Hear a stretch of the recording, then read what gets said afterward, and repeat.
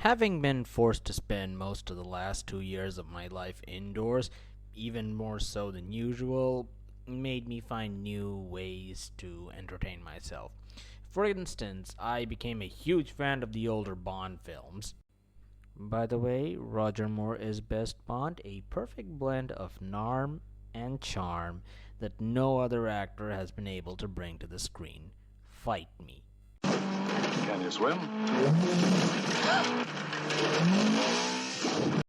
But if you have any idea of the type of person I am and what I like, I tried reading new comics, stories that I had heard about and hadn't read.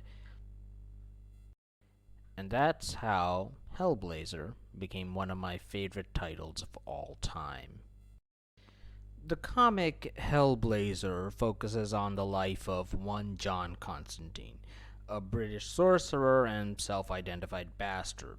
He was created by real-life wizard Alan Moore and horror artist Steve Bissette in the pages of Swamp Thing, and if you think he kinda looks like Sting, that resemblance is not coincidence. My initial assumptions of Constantine before reading Hellblazer was that he was someone who would only do good if there was anything in it for him. Once I started reading, my opinion began to change. No, John Constantine wasn't selfless, but he wasn't heartless either. Hellblazer is the biography of a man caught up in situations and playing with forces far beyond most people's comprehension, and then trying to see how he navigates his way around. This becomes apparent once the reader notices that John isn't exactly a great magician, or fighter for that matter. No, what John has is an astonishing capability to bluff people and improvise his way out of any situation. And there's the hook for the series, a morally ambiguous man with mild supernatural abilities dealing with whatever this crazy world has to throw at him.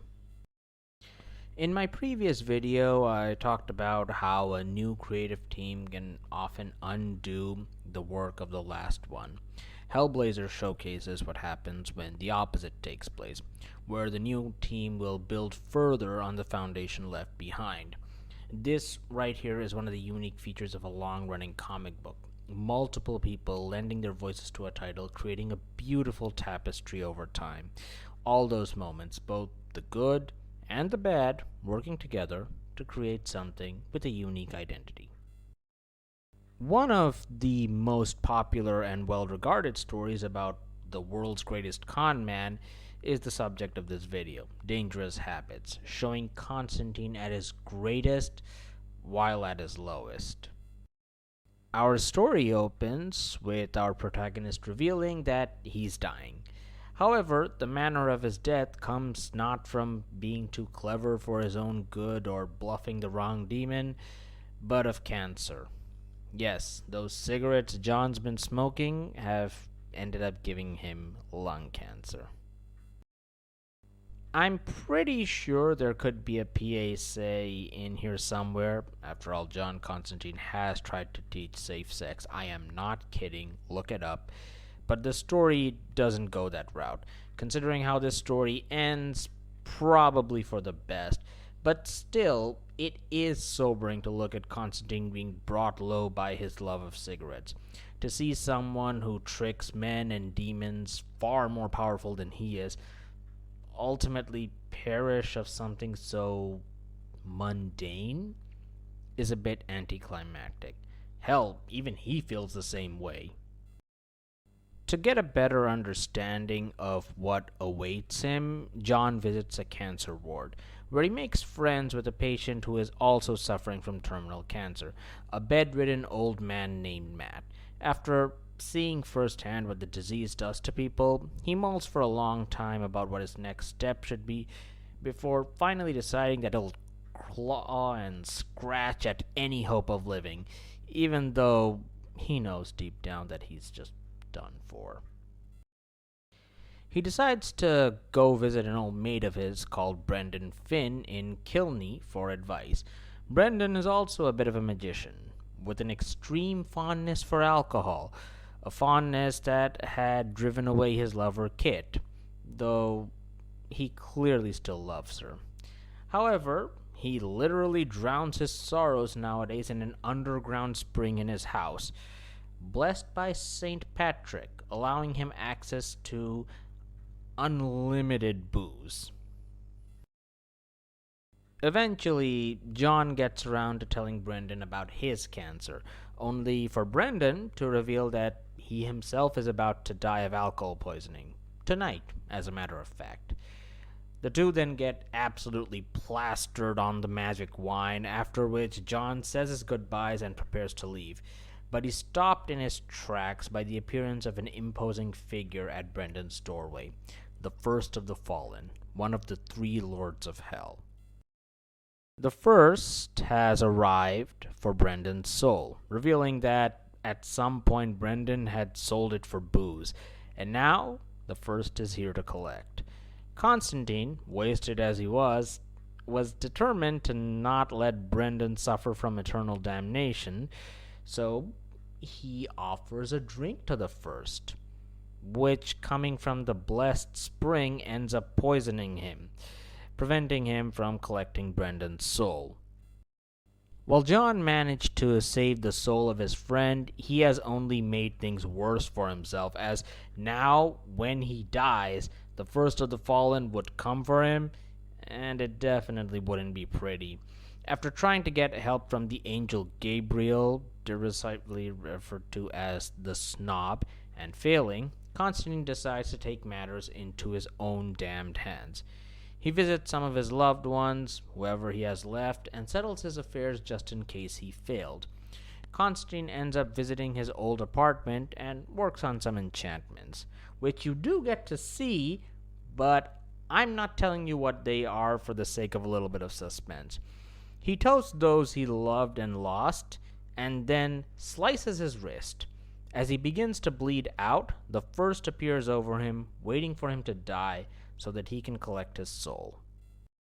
As the first gloats over how he will torture John and all that good stuff, two others make their appearance, the second and third of the fallen, the other two lords of hell. We see what Constantine's plan was. He separately sold his soul to the other two rulers of hell, leaving his soul in a bit of a bureaucratic limbo. Now, not only can none of them claim it, but if he dies, hell gets thrown into disarray, leaving them wide open to being conquered by heaven. And so, the three lords of hell are not only forced to save John Constantine's life, they also have to cure his cancer to keep him alive. They make it as painful as possible, but it doesn't matter. John is restored to full health, and the three lords have no way of taking revenge on him. Constantine, being Constantine, lights a cigarette, and despite knowing that he probably shouldn't, flips them off as a sign of his triumph. While a lot of people might consider the story to be concluded with John walking away after pulling off his greatest con, there is one last part. After 2 days, John realizes just how lucky he got and how close he came to destroying the world along with himself, as without a hell in place, heaven would have ended up taking over the mortal plane as well. He also knows that the lords will do everything in their power to find a loophole, especially the first, who has been conned twice by him now. While pondering, he walks into the rain and straight into Kit, the lover of the deceased Brendan, and an old friend. They have a nice conversation until John is reminded that he needs to check up on Matt, the old man in the cancer ward, who he had stuck a friendship up with. Matt is still alive, but not for long, as he tells John to always remember his friends before beginning to cough up blood. As the medical staff rush towards him, John walks outside into the rain, having lost another friend. This one to the disease that he was able to overcome by tricking the devil. As Kit approaches him outside, he tells her to leave him, as he only ends up hurting those close to him. but Kit chooses to stay by his side, holding him as he grieves, as the rain washes over them. Yeah, this story's pretty great. If you feel like you need your demons driven away, give this story a shot. It's pretty self contained and manages to distill the essence of both Constantine and the world around him pretty well. But be careful. There's a reason why John walks his path alone. After all, who would be crazy enough to walk alongside him? Also, yes, there is a 2005 live action feature that is partially based off this story, but I have not seen it, and no Hellblazer fan I know of has been inclined to recommend it. Just watch anything that features Matt Ryan as Constantine. He is to the character what Robert Downey Jr. is to Iron Man.